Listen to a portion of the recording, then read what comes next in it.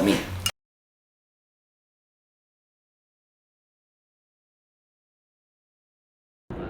I was asked what my memory of the first pot protest I attended here was, and I have a memory of when there were still trees here, and there was very few people, like, you know, even fewer than are here today, and they were up in the trees, and I remember the police taking them out of the trees, and I was standing on the sidewalk and thinking in a world that we're living in, and why are they so focused on removing some peaceful activists for marijuana, which hurts nobody really, and that's sort of where it started for me. I never really thought about marijuana in that way until, you know, I saw this, and I was, of course they're not doing that anymore, and there are no more trees here, they're just a bunch of bark mulch, but we're still here, and I don't feel we really should be, this shouldn't be happening. We shouldn't have to continually fight City Hall and fight the government for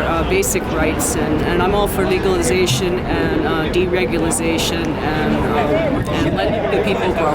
If you're talking about a formal protest, is different than the first time that we ever smoked marijuana, which in our minds too was a protest at the time. That was 1969, probably, something like that. Didn't really go to a formal protest till Vancouver times, and that would be early, mid-80s maybe, early 90s, something like that. Didn't know anybody then, but got to know them a little bit since. Probably 1975, Nathan Phillips Square in Toronto, and it was organized by Normal Canada way back when. And actually, at that time was when I met Terry Parker Jr., who later on went on to fight the government and is responsible for us having medical marijuana in Canada. My very first pot protest was in my hometown, Kamloops, BC, and I had just first started smoking pot because my best friends introduced me to Cannabis Culture magazine and Pot TV. And it was the year 2001, there was a BC general election, and the BC Marijuana Party that Mark Emery was behind was doing a tour across British Columbia in the Cannabis. It was a bus that belonged to former US President Richard Nixon, and it had been rented by the BC Marijuana Party to drive around the province holding rallies to get the vote out for the election.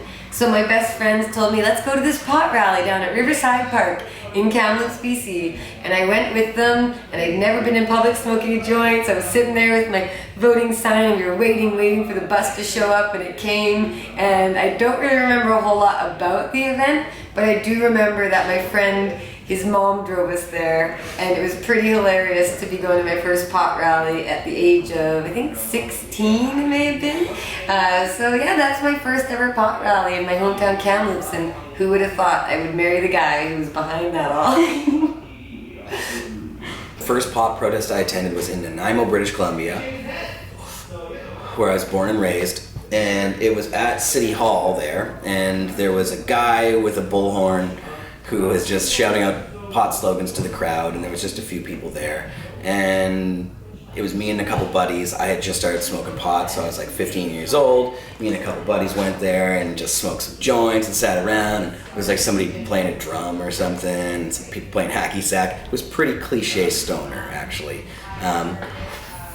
But yeah, that was Nanaimo. I don't know what year it was, but it was when I was 15. May of 1993, we organized a non-disobedient, just awareness-raising protest in Edmonton, and I think like 30 or 40 people came out to that. And then July 17th, 1993, we had a smoke-in, and over 100 people went to that one. We were like, okay, that one works better. So we've been doing smoke-in since then. So we thought, okay, it's better to be disobedient. It gets more attention and more people feel like participating. Quite a few people in attendance. A bunch. I don't know, I can't remember. I probably, maybe, 150, 200, couple hundred people, maybe. It's hard to remember, I don't know, 70 something. first pot rally probably had about 20 people there. It's still small town Kamloops, and this is back in 2001. So it was just a little gathering in the park where people were more nervously standing around, not really gathering in a rally. But it was pretty cool to be holding up a sign with a big pot leaf on it. And I remember me and my friends took that and put it up in his bedroom, and it was our memory from that rally. Not very many. There were only a few. It was like just a couple people, you know, less than 20 probably. I would think 20 to 30 maybe.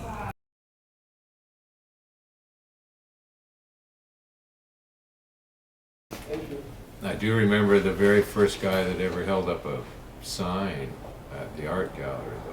He sat on the steps and he had a little tiny sign that said pot and then the number 4 sale. And he had this little sign. He sat there all day. He never cracked a smile, never saw him. I looked right at him. I was filming stuff, and then he saw me looking at him, and he gave me this little wink. And he was the very first guy that ever did that. And the next time, more people brought signs. And the next time, people brought signs that they walked around with. And then the next time, people brought big bags of weed that they walked around with. And then it went from there. Right? So. It was a really nice day. It was sunny.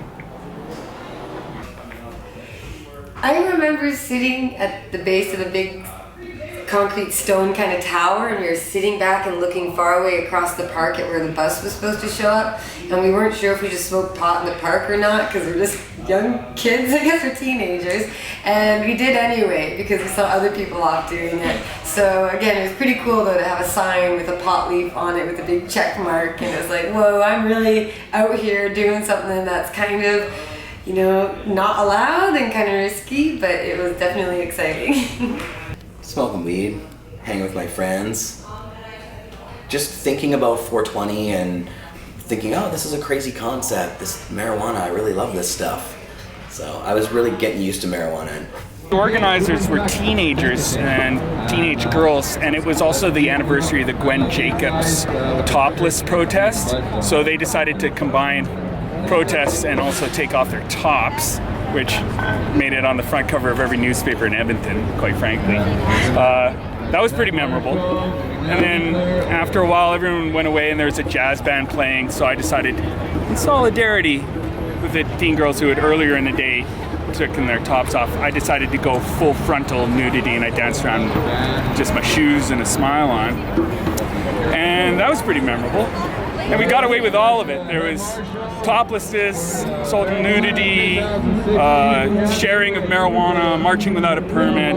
We had a jazz fusion band play without a permit. Nobody got arrested, and everyone had a great time, and it brought a lot of attention to the hemp movement. And I was like, I was addicted, man. I was addicted to protesting. It was so much fun.